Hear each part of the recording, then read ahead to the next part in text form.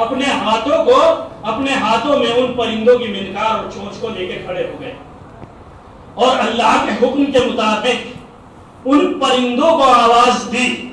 تو جیسے ہی جناب ابراہیم نے پرندوں کو آواز دی تو گوشت کے ٹکڑے فضاؤں میں بلند ہونے لگے اور ہر جانور کا ٹکڑا، ہر پرندے کا ٹکڑا اسی پرندے سے جا کے متصل ہوا کہ جس پرندے کا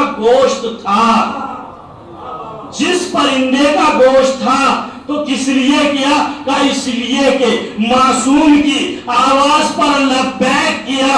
تو جب لبیک کہتے ہوئے فضا میں بلند ہوئے تو خطا نہیں کی، راستے سے نہیں بھٹے، جس منزل پر پہنچنا تھا وہی پہنچے اور وہی پہنچ کر اپنے جسم سے متصل ہو گئے. بس اللہ نے یہ پیغامہ اور پیمانہ قیامت تک کے لیے دیا کہ جب تمہارا وقت کا ایمان تمہیں آواز دو، اب جس حالت میں بھی ہو اس کی آواز کو لبیک کہنا ہے. کسی بھی حالت میں ہو اسی حالت میں امام وقت کی آواز پہ لبیک کہنا ہے. کہ اس وقت پرندے امام جناب ابراہیم کی آواز پر لبیک کہہ کر اور اپنے جسموں سے متصل ہونے کے بعد اپنے امتحانات میں کامیاب ہو گئے. اسی طرح ہر وقت جو ہے امتحانات چلتے رہے. جانور تھے، پتا تھا کہ اللہ کا بنایا ہوا ہادی، اللہ کا امام میدان میں کھڑا ہو کے ہمیں پکار رہا ہے.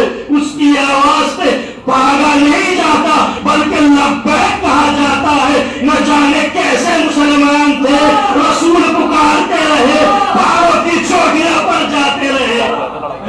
نہ جانے کیسے مسلمان تھے کہ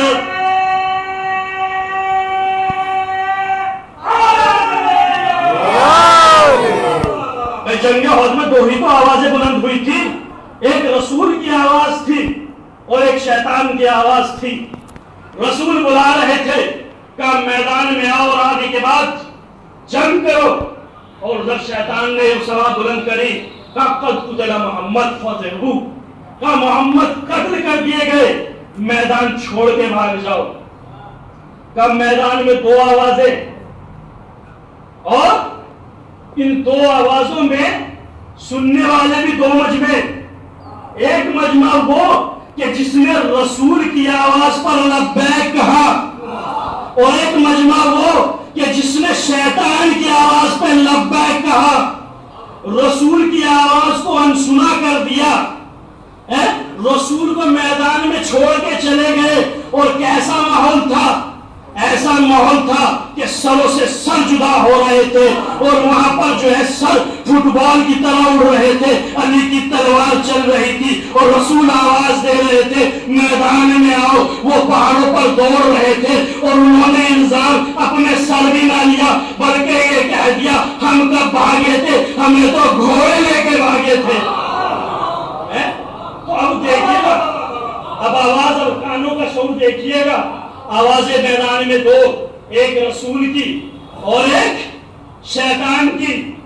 ایک آواز کو سنا اور ایک کو انسنا کر دیا یا سنا ہی نہیں.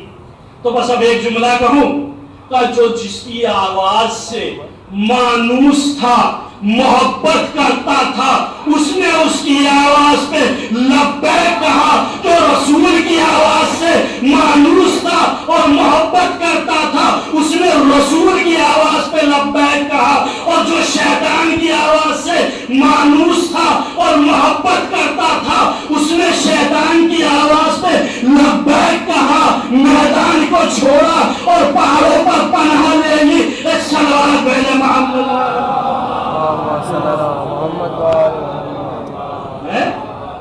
بھائی. دو ایک یا دو آواز کی میدان میں، ایک کو سنا ایک کو سنا کر دیا. اب میں یہاں سے ممبر سے جو بیٹھا ہوں مجلس پڑھ رہا ہوں، ایک آدمی ادھر سے بھی آواز دے. اب جس کے دل پہ جس کی آواز غالب آ جائے وہ اس کی آواز پہ لبیک کہے گا.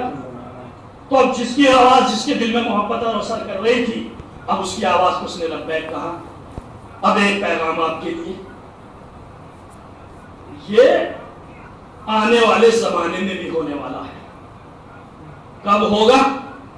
کہ جب امام ظہور کریں گے، उस वक्त भी दो आवाजें बुलंद होंगी का एक वक्त के इमाम की आवाज होगी और एक शैतान की आवाज होगी। और जिसने अपने आप को कुरान के नगमों से आशना किया होगा, दुआओं के तरन्नुम से आशना किया होगा, काला बाकर और सादिक के तरन्नुम से आशना किया होगा, उनकी आवाज पर लब्बैक कहा होगा, तो जिस वक्त वो इमाम ज़हूर करेगा और मक्के में खड़ा होके सदा देगा, तो उस वक्त इंसान ज़मान पर भी तसल्लुत रखेगा, मकान पर भी तसल्लुत करेगा। उधर इमाम की सदा बुलंद होगी, इधर ये अपने घर में बैठा हुआ इमाम की आवाज पे लब्बैक कहेगा और एक कदम बढ़ाएगा कि मक्के में खुद को इमाम के पास पाएगा। और एक आवाज होगी जो शैतान की होगी, शैतान का नुमाइंदा दज्जाल होगा, वो अपने लश्कर को लेके आएगा। उसमें कैसे लोग जाके मिलेंगे? जिसने अपना मिजाज गानों का मिजाज बनाया होगा, रक्स का मिजाज बनाया होगा, वहां ढोल और ताशे की आवाज होगी, मक्के से कुरान की आवाज बुलंद होगी। तो अब जिसके दिल में जैसी आवाज ने जगह बनाई हुई होगी, बस उसी की आवाज पे लब्बैक कहता हुआ नजर आएगा। एक सलवात भेजे मोहम्मद